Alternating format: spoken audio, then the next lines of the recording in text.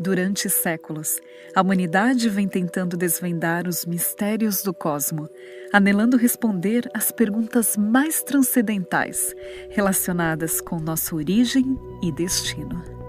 Hoje, o avanço das observações astronômicas e das equações da física descrevem de forma coerente e convincente a expansão do universo. Através da teoria do Big Bang, podemos saber como ele era desde os primeiros instantes em que se formou. Porém, uma pergunta continua latente. Em um ambiente carente de matéria, espaço e tempo, o que teria dado origem ao Big Bang?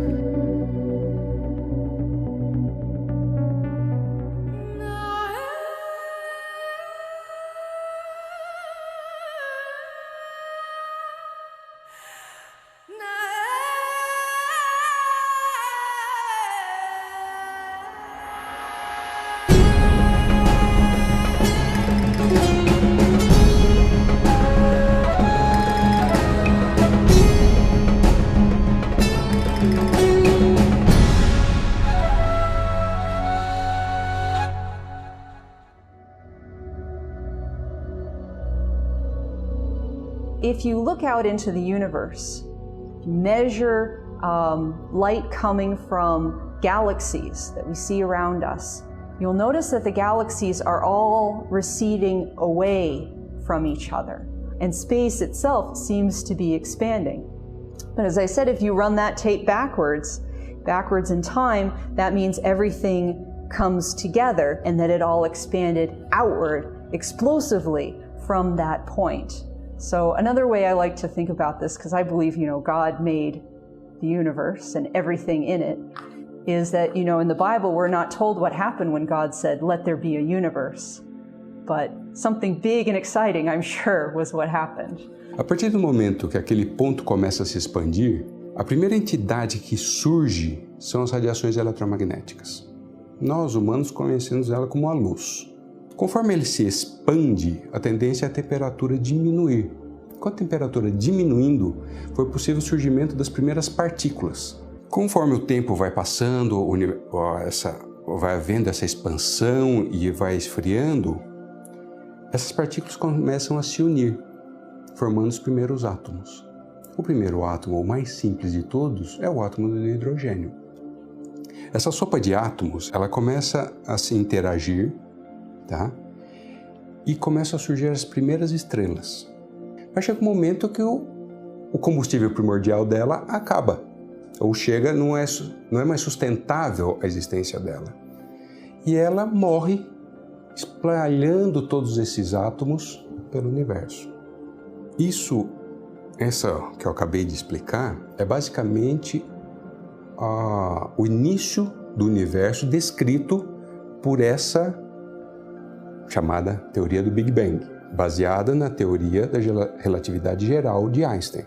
Mas até então, quem dizia que o universo tinha o início não era a comunidade científica, era uma outra comunidade, a comunidade religiosa. Ali nós temos uma semana de 7 dias literais, na qual Deus criou o céu e a terra. No primeiro dia, Deus criou a luz.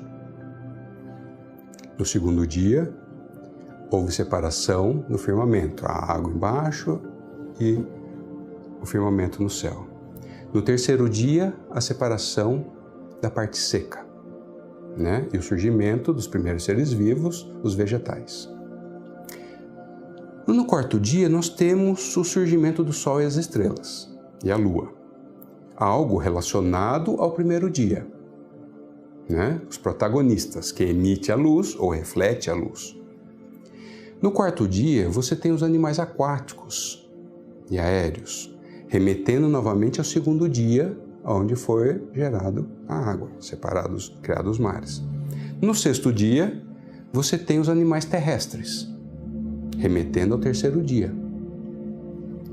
E a cereja do bolo, que é o ser humano. Se nós olharmos o que eu acabei de contar a respeito da teoria do Big Bang, nós vamos olhar que a sequência entre os 3 primeiros dias, ou esse paralelo entre os 3 últimos e os 3 primeiros dias, a sequência é a mesma. A primeira coisa que surgiu no universo a luz. A segunda coisa, os elementos leves. A água é formada de oxigênio e hidrogênio, elementos extremamente leves. A terra é formada por elementos mais pesados e até o ferro é formado no núcleo das estrelas. Nós medimos isso, nós vemos a emissão de ferro no núcleo das estrelas, né? Então a sequência entre as duas propostas para a criação do universo é a mesma. Mas isso poderia indicar que o relato da criação bíblica é coerente com as informações providas pela ciência? O Gênesis aponta para a criação do universo ou simplesmente se limita à criação da Terra? Estamos falando de um grande evento onde tudo surge imediatamente e a partir do nada? Ou poderiam ser eventos separados?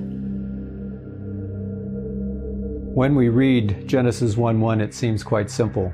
In the beginning, God created the heavens and the earth. It's hard to imagine that there would be big debates about what this means. But there really are several different views, even among those who take the Bible seriously, trying to understand what this means. The first one, the traditional one, is to take this as a description of God's creating the universe, the heavens and the earth.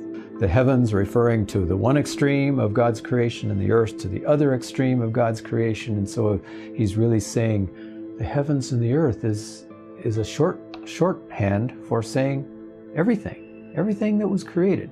Then there are others who again believe that this is to be taken seriously, but they take the word heavens and earth as more limited. They take it in harmony with the use of the word heaven later in this chapter as referring to the sky of our planet and the earth as just our planet.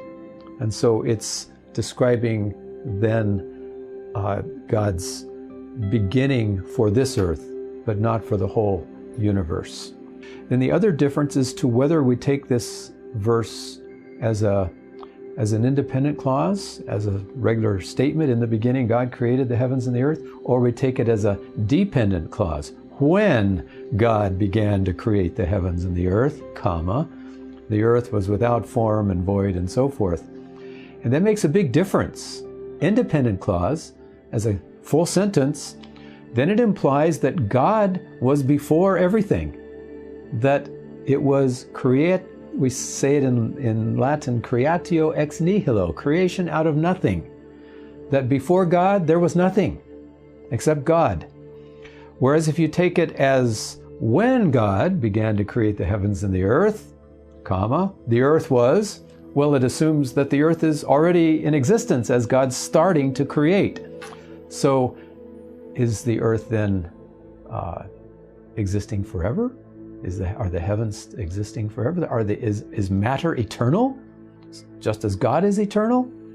Well, the text doesn't answer it.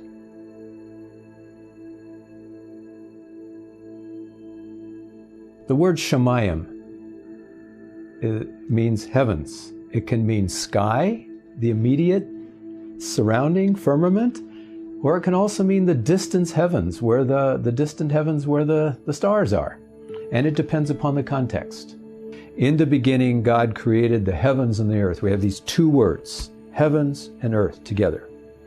And often when you, in the Hebrew, have two words that represent extremes, we call this a merism, and they're an expression of the totality by mentioning the two extremes of the totality, in which case this would be a shorthand for saying in the beginning God created the whole universe, the heavens and the earth, the two extremes. I personally believe the context favors taking verse 1, heaven and earth, as a merism, and then in the succeeding verses, we not only have the mention of heaven, but we also have the mention of earth, and we have then the mention of seas. They're all three named. God named heaven, He named earth, and He named seas. Now there's three things, not just two. with three things, you don't have a merism anymore. You don't have the two extremes. And so I argue that in verses 3 and following, we're not talking about the universe anymore. We're focused in on the earth, but we're focused upon the three habitats. The heavens where the birds inhabit, and the earth where the land creatures inhabit, and the sea where the fish inhabit. So God is actually creating three habitats for this earth. A maioria dos estudiosos concorda com o fato de que a Bíblia não é um livro de ciência. Embora algumas coisas possam ser deduzidas de suas linhas ou entrelinhas, a maior parte dos aspectos científicos não são sequer mencionados em suas páginas. No entanto, já que a ciência não consegue explicar de onde veio a singularidade que deu origem ao universo e que teria provocado sua posterior expansão, na hora de buscar respostas sobre as origens, poderia ser que os únicos detalhes relacionados com a gênese do Big Bang só os encontraremos no primeiro capítulo da Bíblia. No princípio, criou Deus os céus e a terra.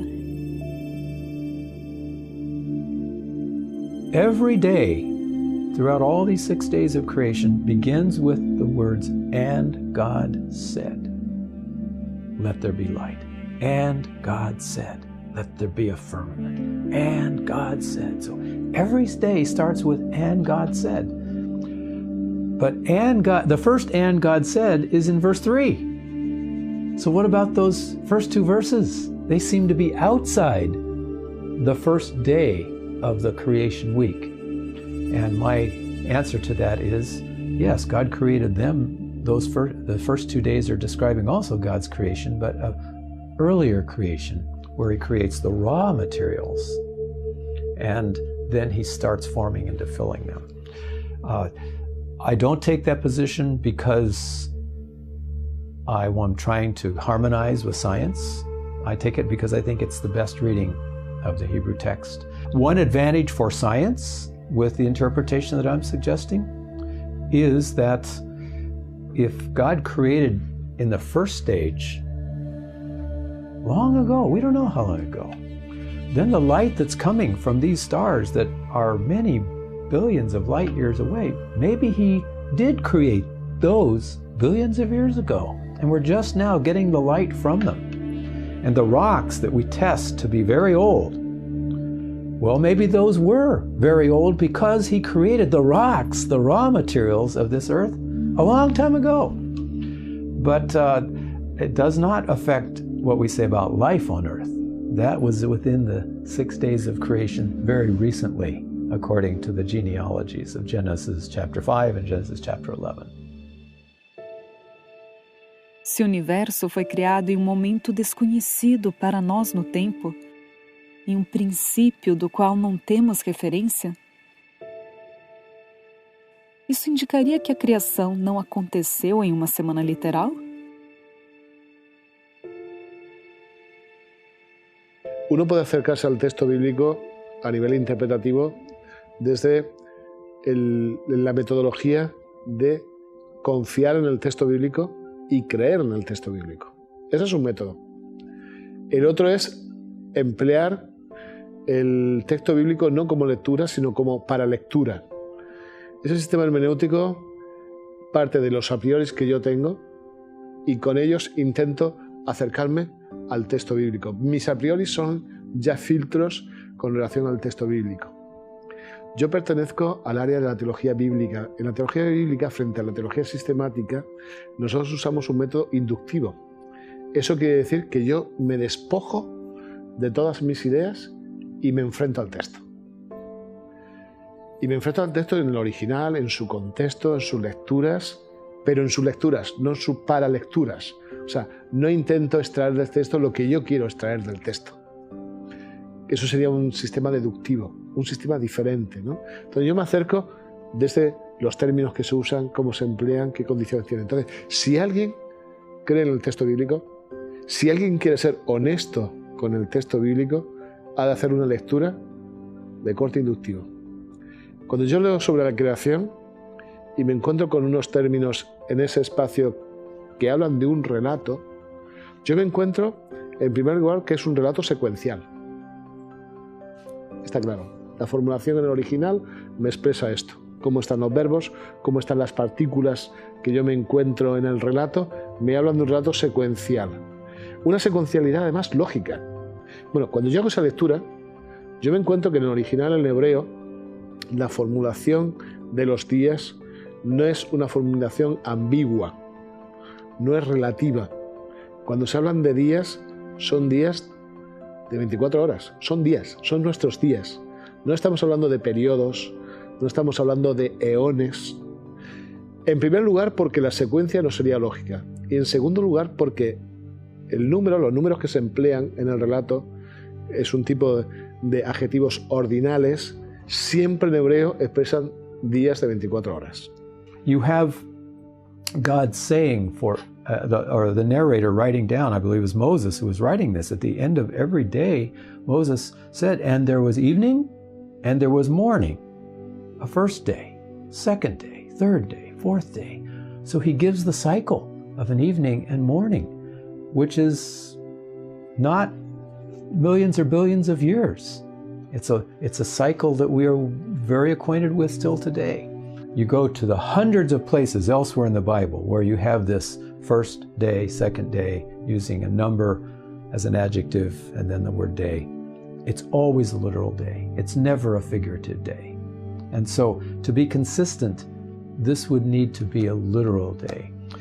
Genesis has 13 different headings that basically structure the whole book of Genesis, and it's the Hebrew word toledot, which is in translation generations, or it can be translated even history or account.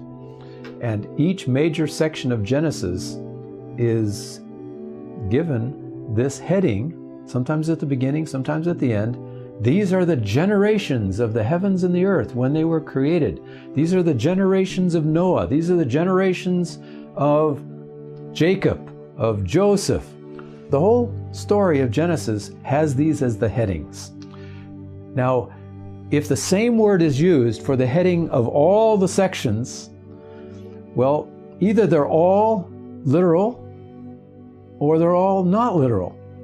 If God says Abraham and Jacob and Isaac and Joseph are history, literal history, toledot, and then he says the creation is also toledot, you can't consistently throw one aside as non-literal and take the others as literal. And every New Testament writer, including Jesus, that didn't write but is quoted, every single one refers to the 11 chapters of Genesis, the early history of Genesis, as literal history and builds argument based upon that literal history. Jesus does it as it was in the beginning, and he goes back to the story of Adam and tells the creation story and quotes from Genesis chapter 2 and Genesis chapter 1. So Jesus understood it as literal. Mira, yo tengo un principio hermenéutico que me ha hecho mucho bien en mi vida. Cuando no entiendo un texto bíblico, la culpa no la tiene el texto. La culpa es que yo no entiendo el texto. Yo no lo comprendo. No es que el texto se equivoca. Si algo no funciona en mi interpretación, tengo que tener más paciencia. Tengo que investigar más. A lo mejor estoy usando un proceso mental que no es el correcto porque mi mentalidad greco-romana me lleva a un proceso de pensamiento y el proceso de pensamiento es otro. Te voy a dar un ejemplo muy curioso. Cuando la gente estudia los evangelios y ve relatos distintos, misma escena y parecen distintos, dice, ¿cuál es cierto? ¿Este o este? Uno de los dos no puede ser cierto. Esa es la mentalidad greco-romana. Nosotros funcionamos por análisis, por datos suplementarios. Puede ser este o este. Sin embargo, cuando nosotros pensamos o intentamos pensar con mentalidad semítica, que es complementaria, puede decir, es esto y esto. Ambos juntos me permiten un paisaje más amplio del relato. A lo mejor teníamos que cambiar nuestra manera de pensar para entender bien el proceso bíblico. Con relación a la semana literal, yo creo que pasa algo parecido. O sea, ¿por qué razón tenemos que adaptar con nuestra información actual al texto bíblico y modificarlo. Entonces, es muy fácil, o lectura o para lectura. O creo y soy honesto, o lo uso como excusa e interpreto mis a prioris. Puedes encontrar una vía u otra, cada uno tiene que elegir. A mí me parece más honesta la primera, ¿no? O primeiro capítulo de Gênesis ressalta quem criou e quando o fez, dentro de um espaço onde, evidentemente, o tempo já existia, mas foi configurado. E esta configuração tem acompanhado ao homem desde sempre. 7 dias, 1 semana. É curioso observar que todas as configurações do tempo se relacionam com os movimentos dos astros. A rotação é o curso de um dia. A translação define o curso de um ano. Os movimentos da Lua, o curso de um mês. Mas a única referência que encontramos do estabelecimento da semana está no livro de Gênesis.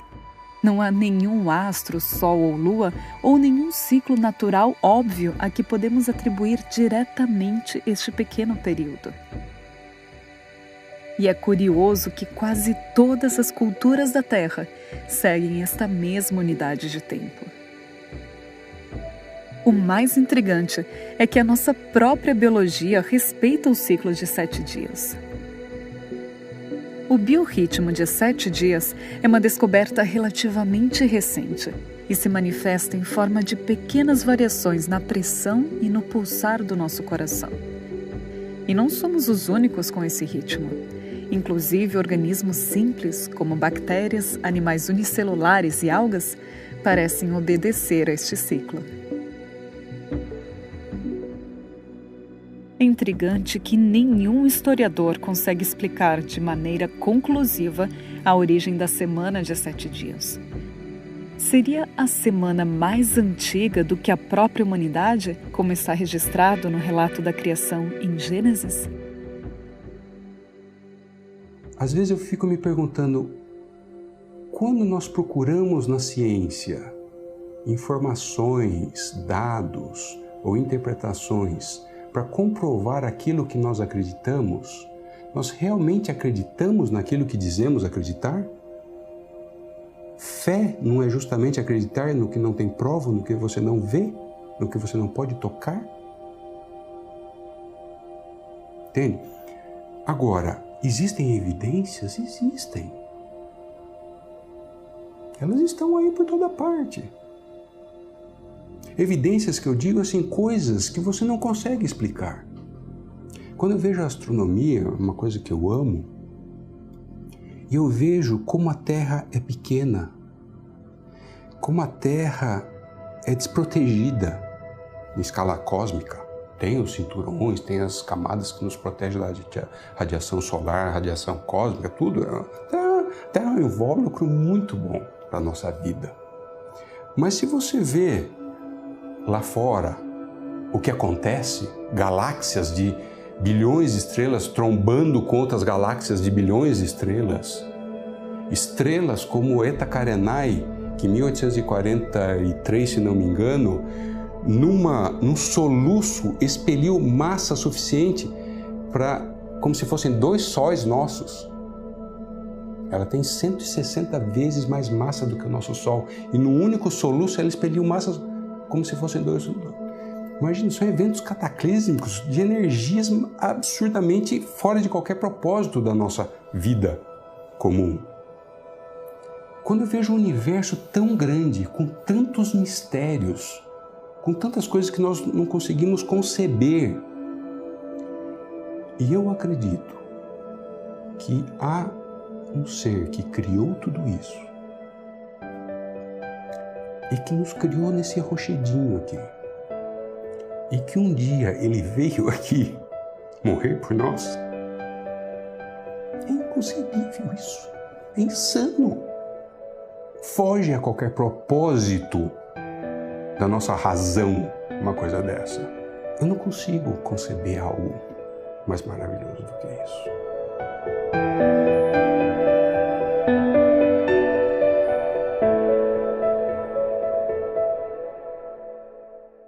No princípio, Criou Deus os céus e a terra. No princípio era o Verbo.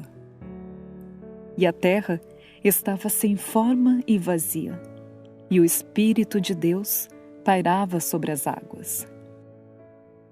A Bíblia afirma uma e outra vez que Deus existia antes do surgimento do espaço e do tempo, antes do surgimento dos céus e da terra, e, sem dúvida, muito antes dos nossos conceitos e ideias se formarem.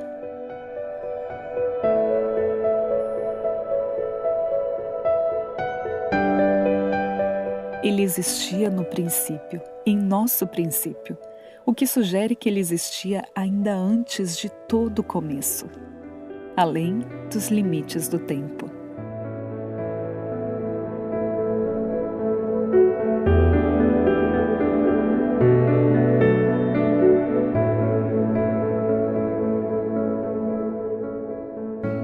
A ênfase do relato da criação não está em responder ao como, e sim quem.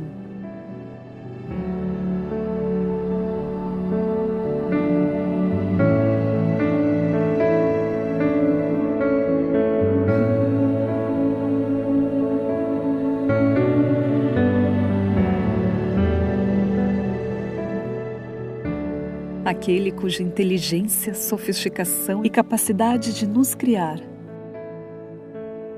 nos supera como o infinito supera o tempo.